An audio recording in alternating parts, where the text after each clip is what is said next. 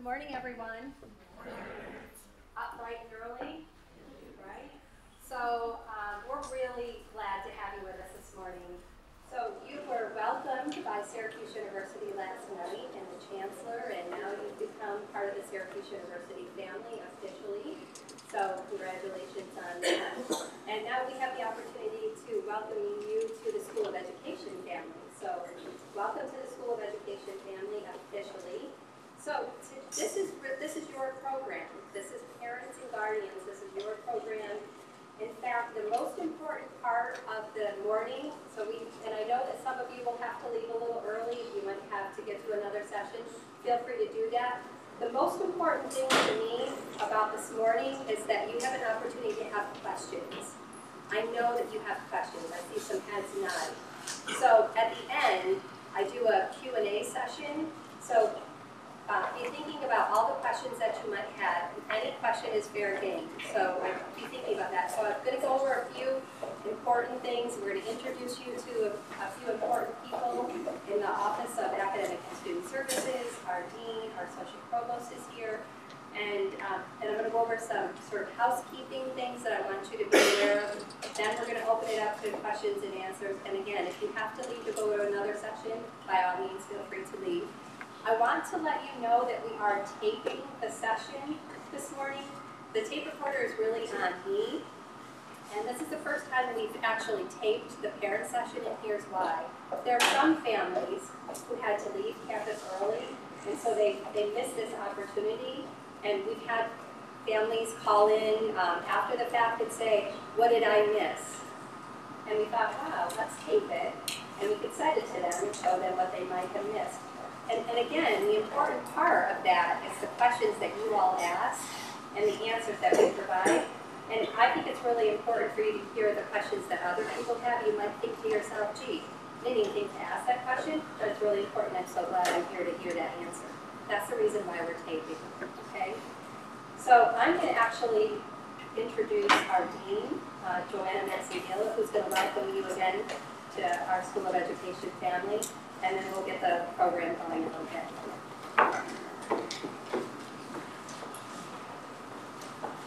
Good morning. I'm very pleased to be here and to welcome you to the School of Education family. I'm excited about what lies ahead this year for you and your child.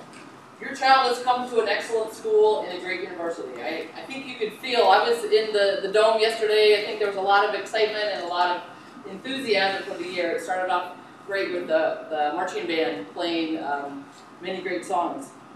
I hear all the time from students, from alumni, from parents, and from people we interact with in the community about our outstanding faculty and staff members, about how my School of Education colleagues have challenged them to think deeply about important ideas, about how they've helped students or the people who tell me this see the world in different ways. They've supported them in becoming educational professionals that, as they are today. These letters, emails, phone calls, messages via social media, and in-person comments please me very much, but they don't surprise me. I know that I'm working with a great team of scholars, teachers, and professionals, human beings who are highly skilled in their work and passionate about working with students and preparing them to be global citizens. One group that I'll highlight today is Amy Redmond's team in the Office of Academic and Student Services. You will find them to be very helpful, very supportive. Your children will find them to be a great resource here on campus. One last thing I want to say is our lecture series in the School of Education called The Landscape of Urban Education has the theme this year of belonging and inclusion. This theme is at the heart of what we stand for and represent in the School of Education. You belong and your children belong here and are included in the School of Education. And we're very glad that you're now part of the School of Education family. Welcome.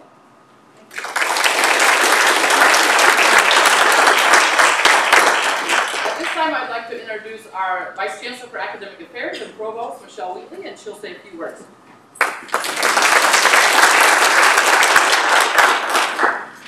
Well, welcome to Syracuse University and welcome to the School of Education. You know, as I sit and open up my Twitter feed in the morning and watch what's going on around the world and what's going on in our great nation, I'm just constantly thinking the answer, the way forward is about education. So it could be argued that this school actually has the faculty, the staff, and the students who are most likely to actually change the future. So first of all, your child has really selected possibly the most important school going forward and some of the most important disciplines, because through education we can really change the future and change the lives of individuals one by one. I'd also like to give a huge shout out to Joanna Massinvilla, the dean of this school, because arguably she's the most highly decorated dean among the Academic Dean's Council. She co-chairs the university leadership team. She recently agreed to co-chair the Internationalization Council, and then she's also, right now, the dean representative to our Board of Trustees. So your child is going to be in a school that's led by possibly the dean amongst all the deans. So Joanna, thank you for all you're doing.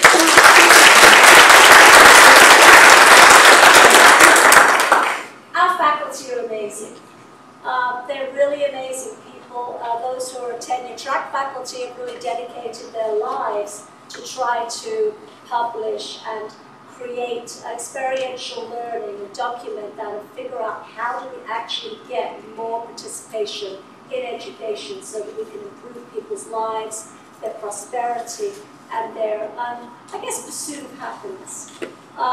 They're amazing, and they're here, and they're ready. They've taken time over the summer to really tweak their scholarship and go back to their classes and make sure they're just cutting edge.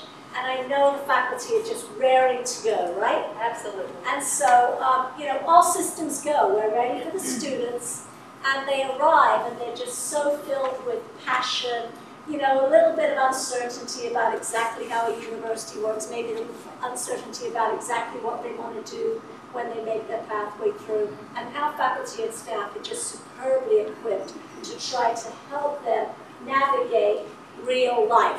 They'll think they're grown-ups right now, but we all know, those of us who are real grown-ups, no, they're not really quite finished yet. We've got a little bit more baking to do with them. And we will take that responsibility of helping your students as a sacred trust. It's the most important thing that we do here. We value each and every student, which is why yesterday I talked about the numbers. I didn't round up the numbers. We talk about every single student we have. And our pledge to you is to really meet every student where they are with what they need to move on in their lives and be successful. Students who graduate from the School of Education have amazing career trajectories. Some of them will go into the professions for which they're training. Those who are maybe in more of the health-associated fields have a myriad of options too.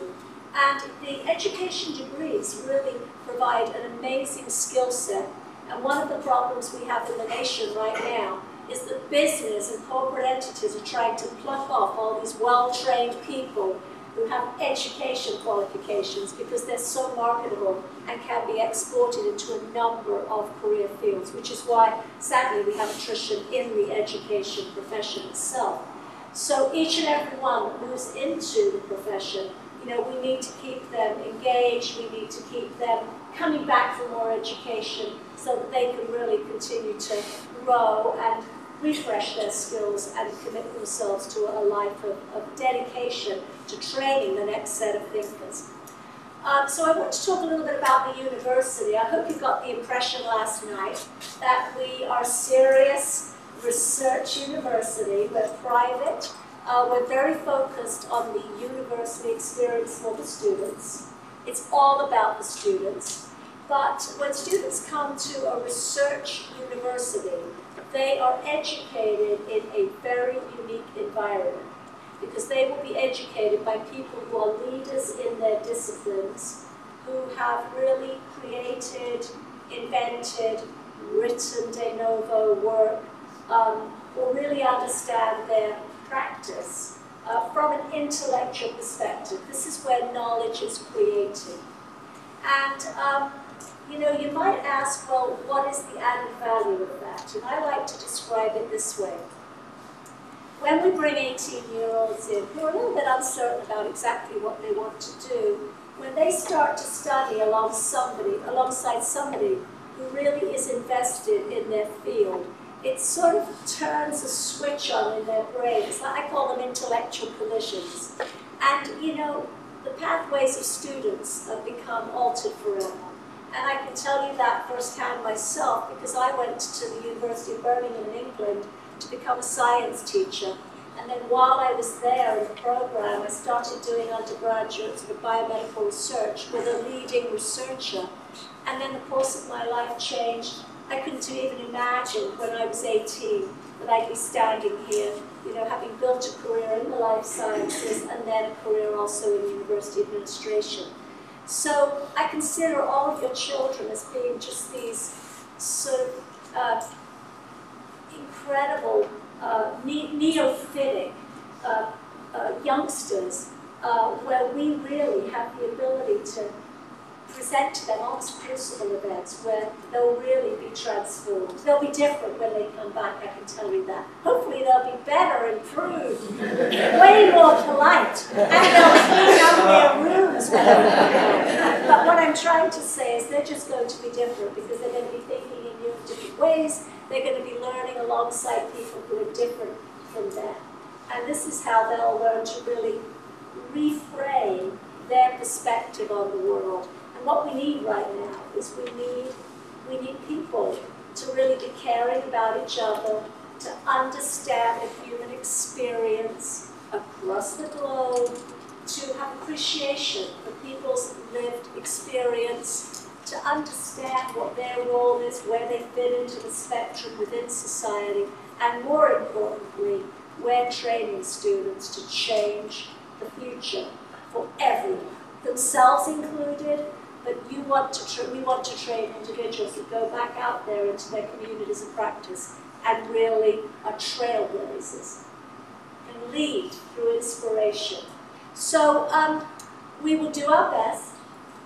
Keep in touch with us. We like to hear kudos and shout outs, but we also like to hear if there's something you're concerned about. There's a formalized structure of administration as to how you would get messages back to us, but we take the input very seriously. So on the one hand, you know, we want you when you leave to feel like you trust us, your child is in good hands. We want them to learn how to advocate for themselves. So I wouldn't suggest, like, you know, anytime they call home a little bit homesick and they have a problem, you know, that you're going to call us. It's probably better initially for them to take care of their own self-advocacy. But if there are things you observe along the way, you can always send messages through to the admin and tell us how we're doing. Because what we're trying to do here is develop a real quality improvement cycle where we sort of look at what we're doing and then we listen to others and see how they receive what it is we're doing, and then of course use that input to improve. So it's a glorious day out there. I hope you'll have a great time with us while your student is in the School of Education. And wow, Monday we start back in classes. I just can't wait. Back to school. Since I was 5 years old, I've been going back to school. And you know what? Nothing's going to stop me. Bye.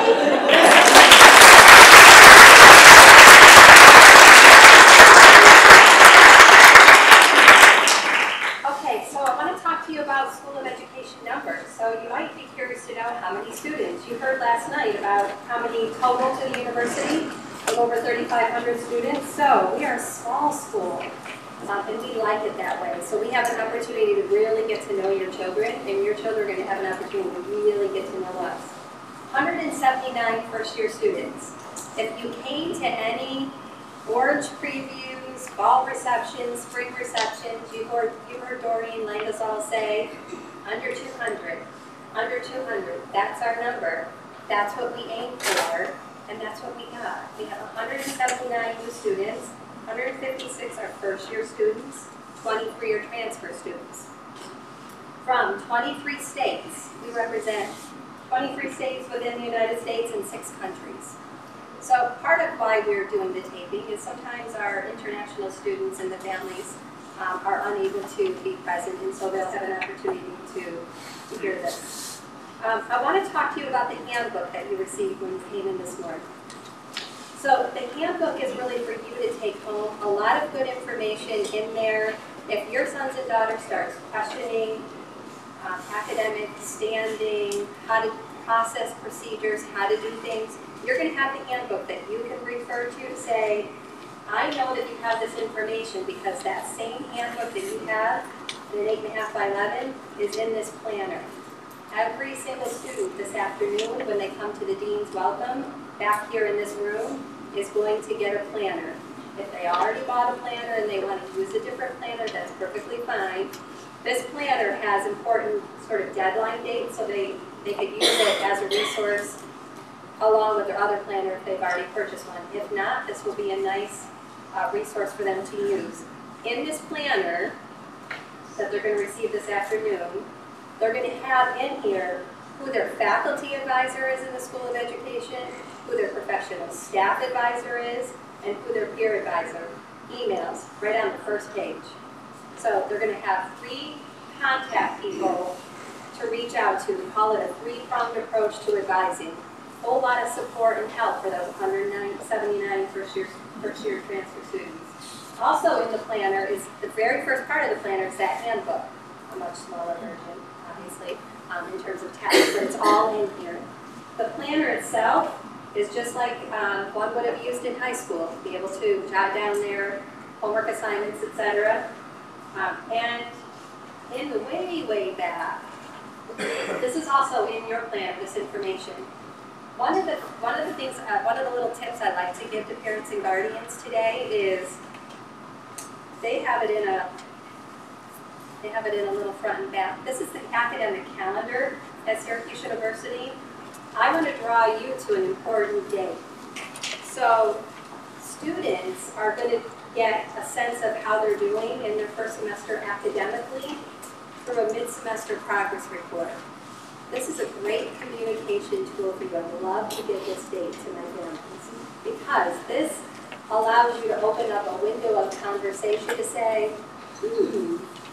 by now you should have heard how you're doing academically in your classes. Mid-semester progress report date this year is October 9th. Just a good date to begin to have a conversation with your son or daughter about, by now you should have heard from your faculty, have a sense of how you're doing in your classes.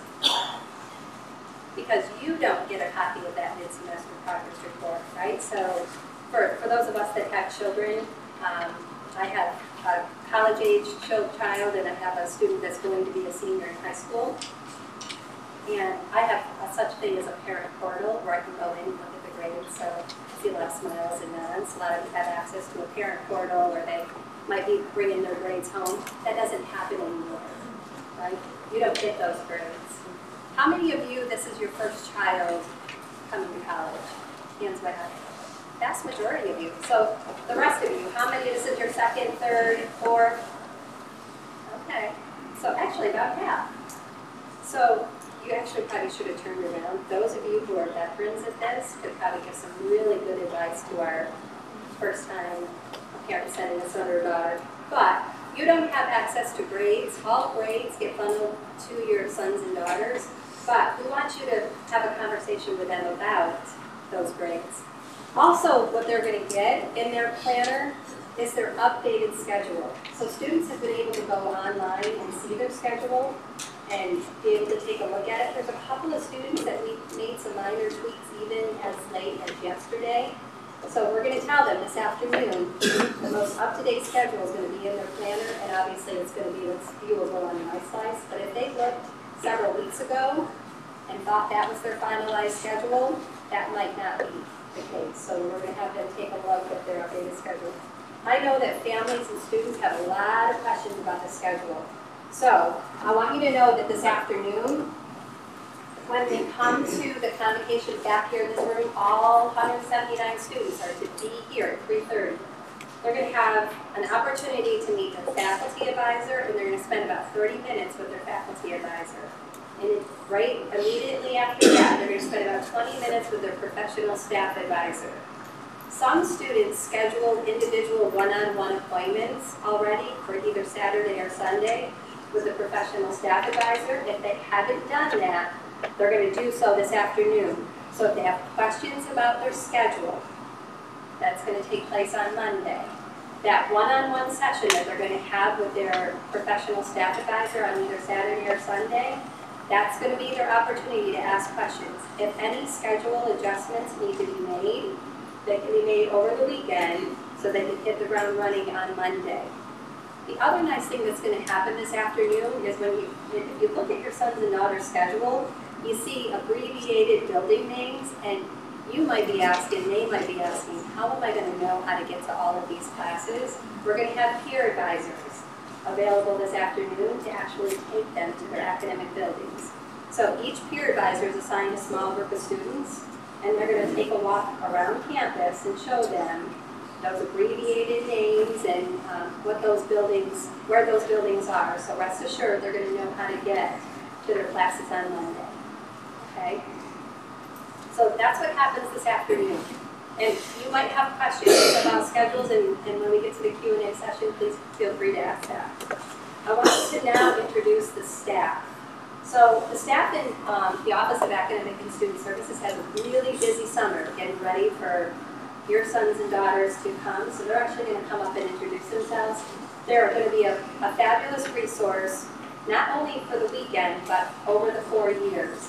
In fact, the professional staff advisors are going to be your sons and daughters' primary advisor for their freshman and sophomore year. So any kind of questions they have about scheduling, it's going to go. Now, how you know who your son or daughter is assigned to from a professional staff perspective, and I think I would have the advisors go first, is first initial of their last name. It's all alpha.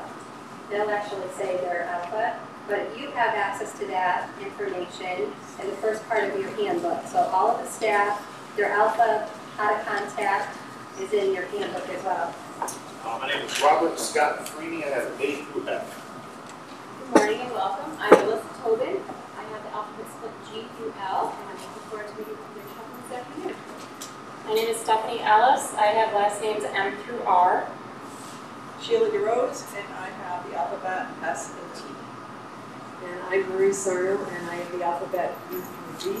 Shout out to parents of students with that, especially the one parent that came from China. So, and the rest of the staff, I want you to introduce yourself as well. So this is our entire team in the Office of Academic and Student Services.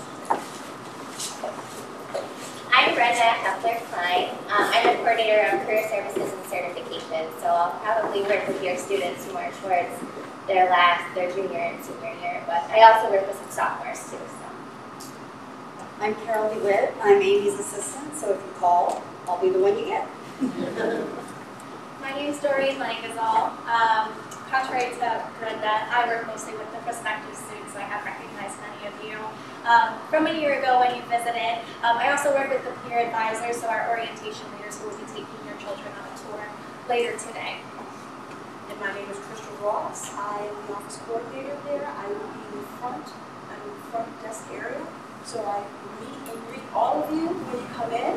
I'll be happy to meet and greet your students as they come in.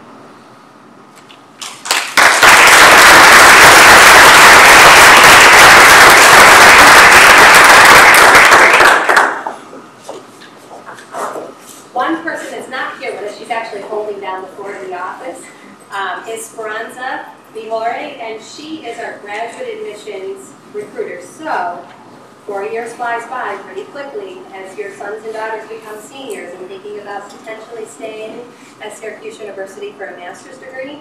She's going to be available to meet with students. Or just to talk about grad school and connections between undergrad and grad, whether they choose to stay at Syracuse or not. She's happy to meet with students just to talk about future planning and how a grad school, a grad program might complement an undergraduate degree. So I've gone over all of my housekeeping business. So this is where I want it to be really dialogue. So I want you to be thinking about those questions. I'm going to ask you a couple of questions, and then I'm going to talk about my business card. So you heard the Vice Chancellor talk about we want to hear from you. I'm going to give you my business card before you leave here today. I think it's really important.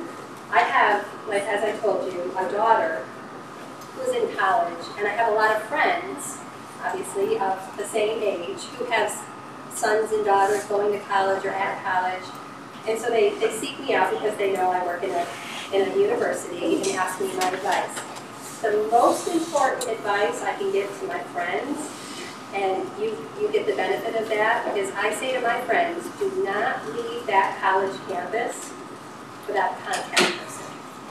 Don't leave the college campus without a business card, because you never know when you're going to need to contact somebody. So one of the things that I like to do is share some examples of when the business card might come in handy. There's something about this age group from a medical perspective that I see a whole lot of appendectomies happening. I don't know what it is, I'm not in the medical profession, but that tends to be something that's pretty common amongst this age group. So we have families from China, Netherlands, California, Florida, all over the United States. If your son or daughter has to go to the hospital for whatever reason, whether it's something's in their eye or that the appendix or something going on with the stomach, it might take you a while to get here. If you live local and you can get here quick, that's nice and easy, but many of our families don't. And so that's where the business card can come in handy. If you know that your son or daughter has to go to an urgent care or be in the hospital, I have sat next to many a bedside in a hospital, waiting for mom or dad or somebody from the family to be able to get there, right? Or at urgent care, I remember distinctly one of our students, our office happens to be right above the health center. So I was leaving work one day, and one of our students was trying to get into the health center, and it was closed, and she had something in her eye. That's why I use that as an example. She had something stuck in her eye. Our health center was closed, and so I was ready to head home for the evening, and I thought, nope, I need to get her to a place because she needed to get that out. We have an urgent care that's right down the corner, so we walked together, and we sat together in the waiting room at the urgent care, and I never left until she came up. She was scared. She had never been to an urgent care, to an emergency room, to a hospital setting. I could tell she was nervous about that. So as we were walking to the urgent care, she called her mom and said what she was doing, made sure all of the insurance stuff was, that she had everything. And I spoke to the mom while she was in the room, while I sat in the waiting room, and I was able to calm the mom down while she was far away. It was an easy fix, but that's just a little example of how that business card came in handy, or how a business card could come in handy. That situation happened when she walked into was trying to come into the health center. But I want to share a couple of other examples with you of how the business card has helped families. One of the most special letters that I received was an envelope dated May 21st. So our graduation at Syracuse University is usually the second week in May, and often it happens to fall on Mother's Day. So I received a letter from a dad. I recognized the return address. It was a regular envelope, and I opened it up. And inside, when I opened the letter, my business card fell out. And the letter he wrote was very quick. He introduced himself as the dad of graduating daughter, and he said to me, "I'm returning your business card after 4 years of safekeeping. I never used it, but I was comforted in knowing that I had it in my wallet." So you have the business card, and if you never use it, great. You have the business card, and after graduation, you don't have to send it back to me. You have to send it back to me. But another cute story that happened just at this year's graduation. So we had a family who had a son who graduated from our bachelor's degree in selected studies, stayed on to get his master's degree in inclusive element or inclusive special ed 7 through 12. And this particular family, after graduation, we go under a tent, and lots of families are there, and so I could tell they were kind of trying to get to me really fast. And the mom was digging through her purse, and the dad's, digging. He pulled out his wallet, and he's digging through his wallet, and his wallet was so thick. He was trying to find my business card, but it was jammed in a whole lot of cards and other things in his wallet. He said, we want to show you that we still have your business card and they graduated with their master's degree. Now, this particular family used the business card probably at least 20 times. So I knew they still had the business card. They really had to show me. But the dad said, I'm not ready to give it up. And I said, that's okay. And the mom said, no, I think we're going to keep it for a few years. So you really don't have to keep it for a few years. They won't be contacting me because, and he now actually just within the last week let me know that he has a teaching job in New York City. So really exciting, nice way to bring closure. But I'm going to share a couple of, I get emails from lots of families, but I'm going to share with you a couple of examples just like to put in perspective how important I think the business card is. Because I didn't leave my daughter's college without a business card, so that I know who to contact if she were to ever need anything or if something was going on at home in the family. Sometimes it's just information sharing, just want you to be aware something's going on in the family, somebody to kind of look over, son or daughter. So this is kind of the same example. This is a dad who's prepared to remove his business card from his wallet. He too never used it over the 4 years, but he was reassured that he had a contact person. He'd like to congratulate me on the idea of the business card. I want to talk with you about a family who emailed me August 30th. So their move-in was probably right around the same time as this one. So the first communication I had from the family was August 30th. This particular mom is a kindergarten teacher. And so she wrote to me to say, as a kindergarten teacher, she's sometimes forced to, sort of draw the line personally, professionally, and have a hard time knowing where to draw that line with kindergartners and their parents. She said, from a professional standpoint, in my 38 years of teaching, with 2 to go, I want to thank you for the business card idea, which is 2 more years of teaching. She said, on Thursday, I will be making a presentation to kindergarten parents at the kindergarten orientation, and I'm going to use your idea and hand out my business card. I want to thank you for that. Now, this particular family, I heard from throughout the 4 years, but she had a nice culminating letter that she said. She actually sent it to the chancellor. It's a long letter, but I just want to read a couple of important parts. At both orientation programs, Dean Redmond concluded her presentation by offering her business card to the parents in attendance, suggesting that if our children had any concerns or issues they could not resolve on themselves, we're going to talk about that in a moment, that we should reach out to her and she would do her best to assist us. As parents, we were in shock. It's unheard of at most other institutions of higher learning. We tucked her business cards in our wallet, hoping to never need it. However, over the years, there were several knotty issues that arose for both of their daughters. They had 2 daughters that went through Syracuse University, actually both in the School of Education, but in different majors, and obviously at different points in time. However, over the years, there were several knotty issues that arose for both of our daughters, and neither of our daughters, their professors, advisors, or us as parents, despite our best efforts, could resolve. Enter Dean Redmond in the business card. People with good intentions make promises. People with good character keep them. In such case, Dean Redmond listened to our concerns, investigated, and ultimately resolved the issues. So, one of the things that I asked you to do is that we partner together, right?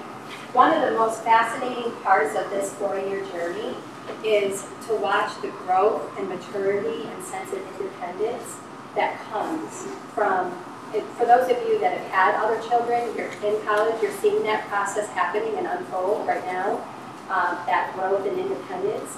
So we want to partner together. We want them to be able to stand on their own 2 feet and resolve little knotty issues. I love the way that mother put that, because, this isn't a perfect place. I often say to my children as they're looking at college, there is no one perfect college or university. If that one existed, everybody would want to go to just that one, right? So there's bound to be little knotty issues. And we want to help them grow and develop and take care of some of those little knotty issues on their own if they can. Sometimes they can't resolve all of the issues on their own, but we want to help them. navigate. That's why we have the handbook. That's why they have the resources that they're going to have. We want to encourage them. Go to an advisor. Go to your faculty. Go to that Office of Academic and Student Services that's above the health center. Seek out the help. Try to resolve the issue on your own. If you need help navigating the pathway to encourage some of that independence, that's a good use of the business card. Maybe I want to help son or daughter, right, through this experience. What do you advise? How do you recommend that we do that? So then you can loop back and have that conversation with your son or daughter about progressing through and taking care of some of those knotty issues on your own, right? So let's partner together. This is a journey, a process. We're going to get them there. The best part of my job is to watch that growth and development over 4 years. We get to graduation and we see somebody come in very quiet, sitting in the back of a room, not saying a whole lot, to this person that as they walk across that graduation stage, confidence, ready to take on the growth, like the Vice Chancellor said, ready to make change and be the adults that we expect them to be when they graduate from Syracuse University. So, hopefully you've been thinking about all those questions that you have, and I'm going to turn it over to you. First of all, I'd like to hear from a couple families about move-in. So how did the move-in process go? Anybody willing to share, let me know where you moved in and how that went? Second child, totally different institution. That Coon Squad is awesome. Because you literally pull up, you open up your tailgate, they take all your stuff. And before Samantha even got to her room, with, you know, because you have to get your ID card and your key and everything, she said everything was already up there. Which saves the parents, and you know, I'm an athlete too, but like, I don't want to go up and down 5 flights of stairs with 2 boxes at a time. That was awesome. So thank you. Good. Yes. First time parents at a university, but same thing, Coon Squad, they were fabulous. Everything was like just done so quickly and efficiently, and they were all so nice, and everyone was asking, where are you from? What school are you in? You know, how are you doing? Don't be nervous.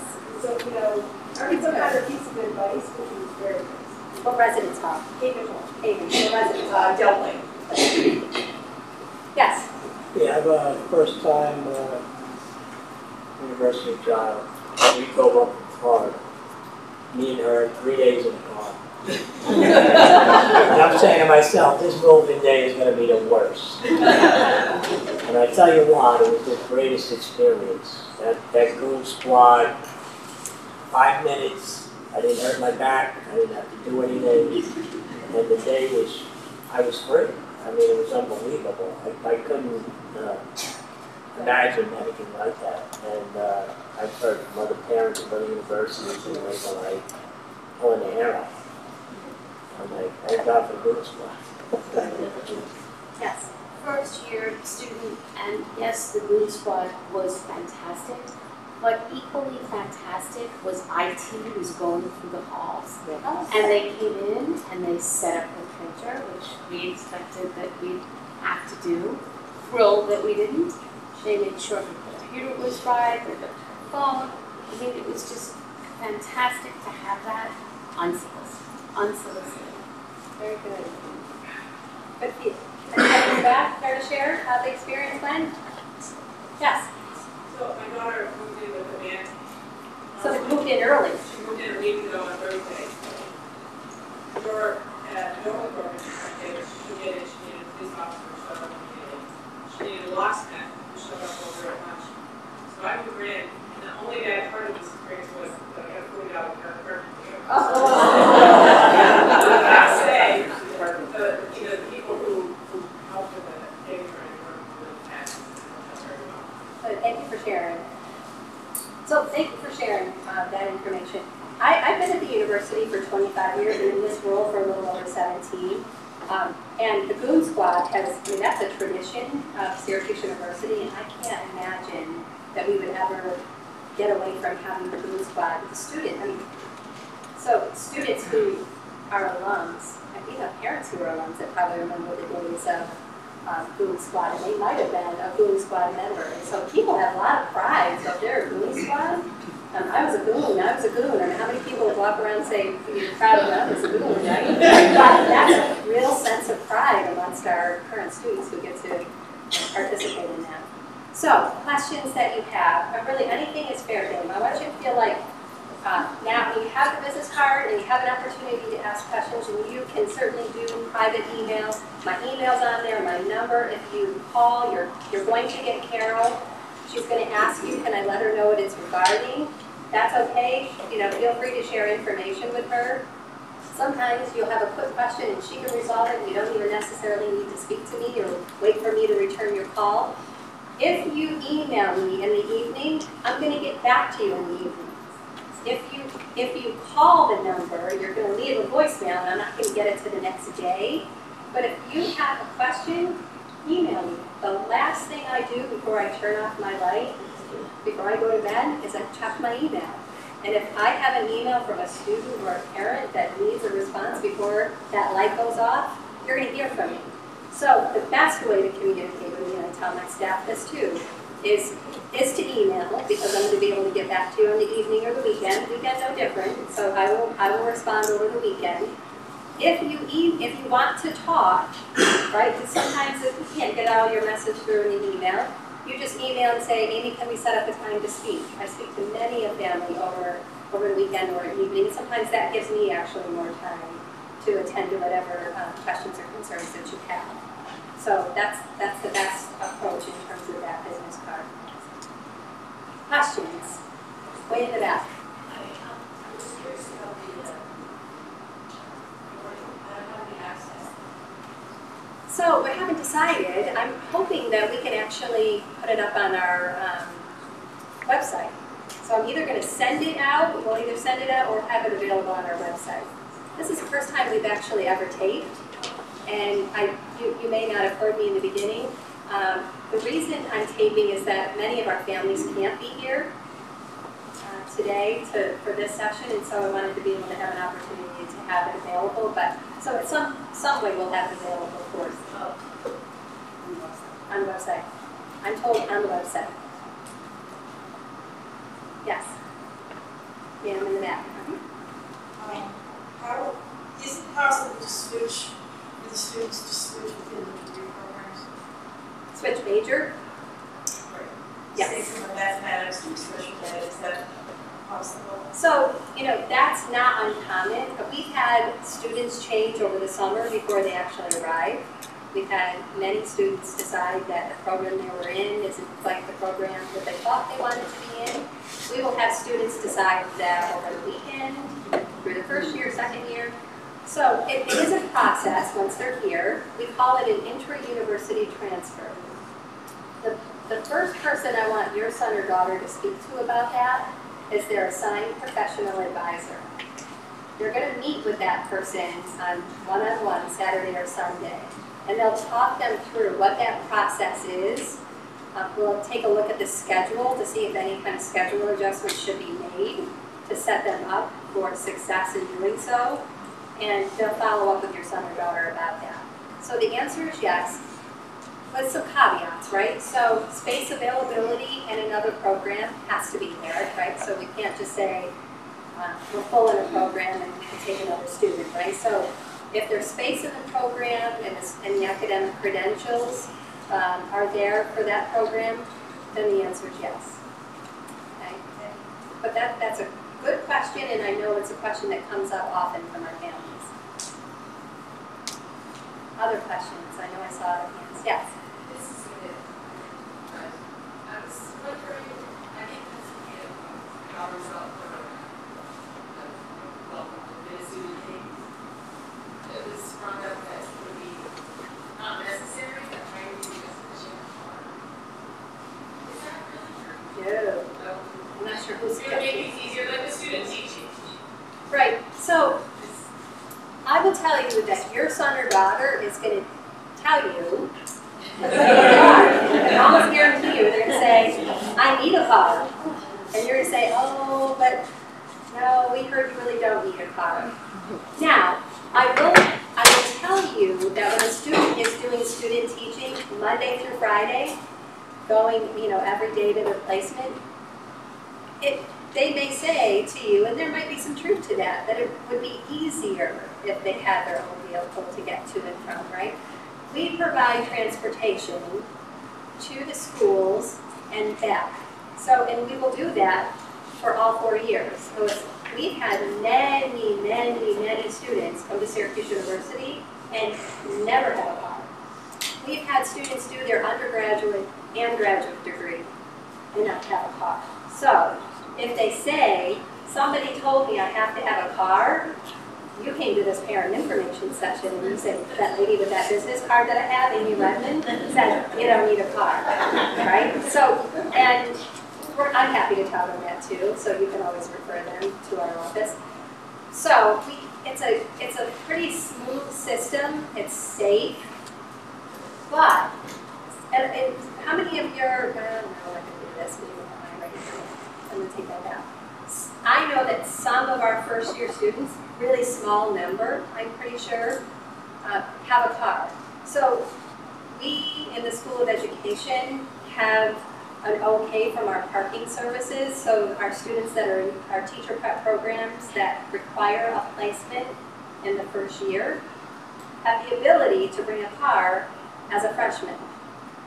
What we said in those orientation sessions, because I say this all the time, is you become the most popular person on your floor, in your whole residence hall perhaps, because you're one of the very few first-year students who has a car. So if, rather than doing a show of hands, if your son or daughter did bring their car and they have it here, tell them to keep it quiet.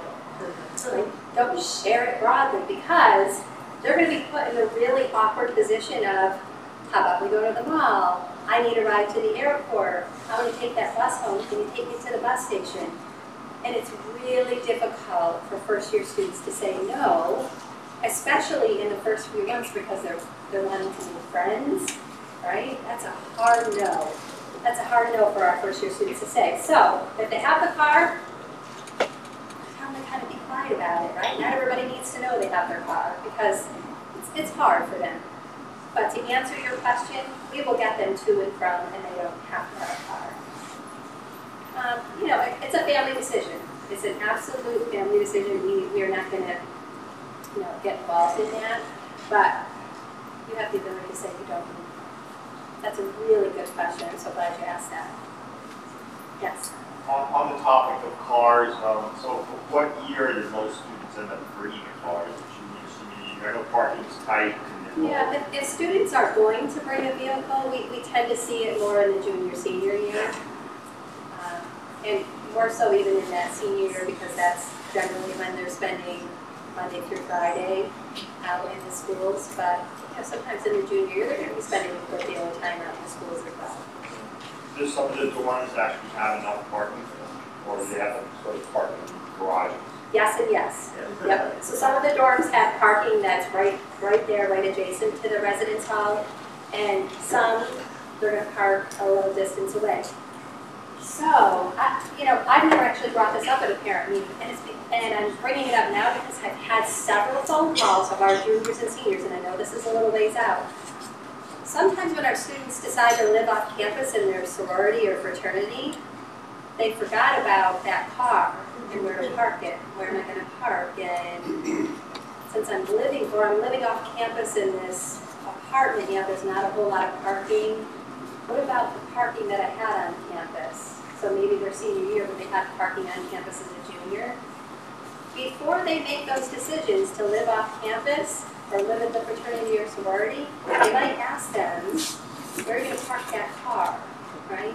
Are you going to be able to get a parking pass? As of late, I've had a whole lot of students needing me to write to parking services to have parking services give them the okay to have a car on campus. So there's a little more involved in that than the 11th hour and need a parking permit. So that's something to just think about in the future. Yes? Is there easy access to zip cars? Yes, zip cars, easy access.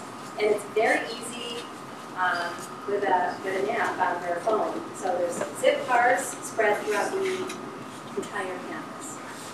Now we have Uber, and now we have Lyft. That's brand new to this area. So for those of you that are from communities that have had Uber for a long time, right? We waited for Uber to come in, just arrived this summer, so that's another mode of transportation, perhaps, for students. So there's buses, there are taxi services. Students can really get through the whole 4 years without needing a car. There's definitely ways to get around. Yes. Our daughter takes exercise science, nature. How early is clinical work outside of the school, and does transportation work for that as well as transport there? So usually not in the freshman year. Some students begin that experience in the sophomore year, but it's really more heavy-based junior, senior. Students don't have to do it in a specific semester, so it's not built in like the teacher education. They have more flexibility as to when they do it. A lot of places are within walking distance for exercise science students. That's not necessarily the case for the teacher education. So we have a lot of hospitals and clinics and things that are close by that they would need a car, or they would need transportation too. Does that help? Yes, sir. In regards to placement, first, all student education students can be placed into a school to observe in the first semester? Not all education students in the first semester. Generally, the teacher education students have some type of placement opportunity in their first year. Our art and music education students not until their sophomore year, beginning of their sophomore year. And do most students, is there a certain amount of students that go to certain schools, or is it? Certain schools, yes. We have relationships. So all of that is set up for your child. So all of the placements, all of the schools that they're going into, they're schools that we have relationships with, and we set those placement experiences up for them. So I know, I've heard from other students from other universities that they have to find their own placement sites and get those student teaching experiences. We don't do that here. We set all of that up for students. We work with schools. We have really close working relationships with many of the schools in this area. That's where your son or daughter really goes. So they will buddy up sometimes, go to the same school? Absolutely. It would be rare that a student would be a singleton student in a building. That would be a very rare occurrence. Usually there's more than one student in that building.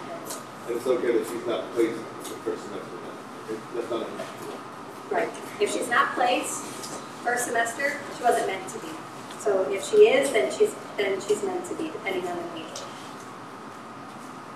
Yes? Of the 179 students, what's the gender makeup? I'm sorry, say that again. Okay, of the 179 students, what's the gender mix? I didn't look at the gender mix. Jordan still here? I didn't actually look at the gender, but we are generally around 70-30. 70% female, 30% male.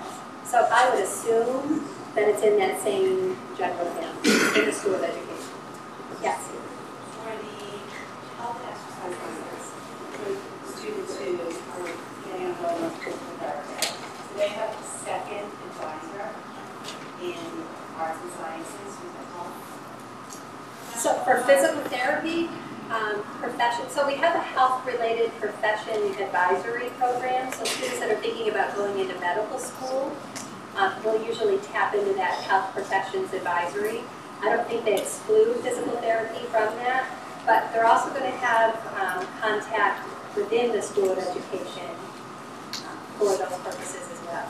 So for example, we have a couple of staff members that are going to hold a session with our career service person included in that about applying to physical therapy schools and that process. So that's something that we also take care of within the School of Education. But there is that health profession advisory program through the College of Arts and Sciences as well. So the patients will go to them on Sunday, like I see them. I saw that in there as well. They don't have to go to that. There are going to be other opportunities. If it's an option, it's a choice if they want to go, but they don't have to tap into that right now. You guys can share with her. Right. Yes. How many of the 179 are exercise science? That I do have. 64. And are we allowed to get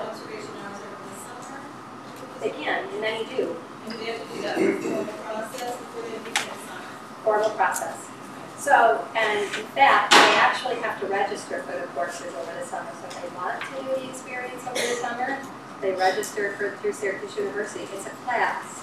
Sometimes students get confused and they could do this experience without the class connection, but it's a course, and so if they're going to do the experience over the summer, then they have to register for the summer. But yes, and many students do that.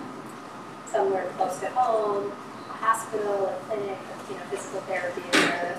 And the advisors will help them do that when they're registering for spring classes or perhaps even summer classes. Right. Okay. Right. So there'll be opportunities to have dialogue about that along the way. Great.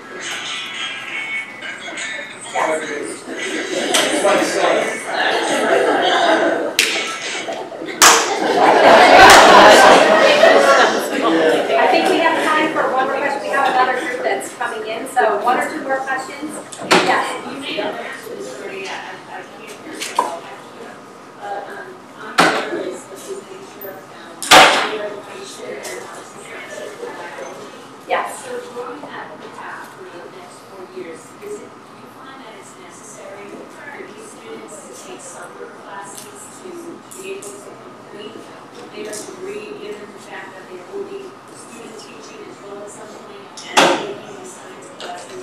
And also, similar to her question, is there a second advisor in the arts and sciences or biology that they need to confer with? Let me answer your second question first. The advisor situation. If you're a dual student with arts and sciences, you're going to have advising in the School of Education and an advisor in the College of Arts and Sciences. You're going to have both. The first part of your question, do they have to take classes in the summer? They shouldn't have to take classes in the summer. Does it help? Right. So sometimes students say, I want to take a class over the summer to help lighten up a load. Maybe not take a full semester of classes, but you're not going to be told that they have to take a summer class. Does that answer your question? Yeah, there's extensions of number of credits to get time. And the third part of that is separate water trainings for student teaching. Is that, how does that come into play? So student teaching we want them to do here because we have again, it's that relationships we have with the school, we have supervisor. We can't send a supervisor in another country, and that's really important to us for your son or daughter to get feedback and how they're doing, how they're progressing in the field. Student teaching is done in the community. That doesn't mean that if they have a study abroad experience in another country that they can't get exposed to the education system there. In fact, many of our students do.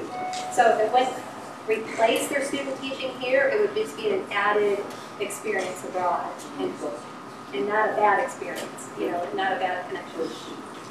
We also have Bridge to the City that students can do in their senior year. So we do allow student teaching in New York City, but again, we have supervisors that are set up in the schools, and we have the relationships with those schools. And is the Bridge to the City something that you can online and more information? There is. Yes, there is. And I can make connections for you to get more information on that as well. So listen, folks, we have people that are out waiting and they're opening the door trying to give us lots of signals. Thank you for spending the morning with us.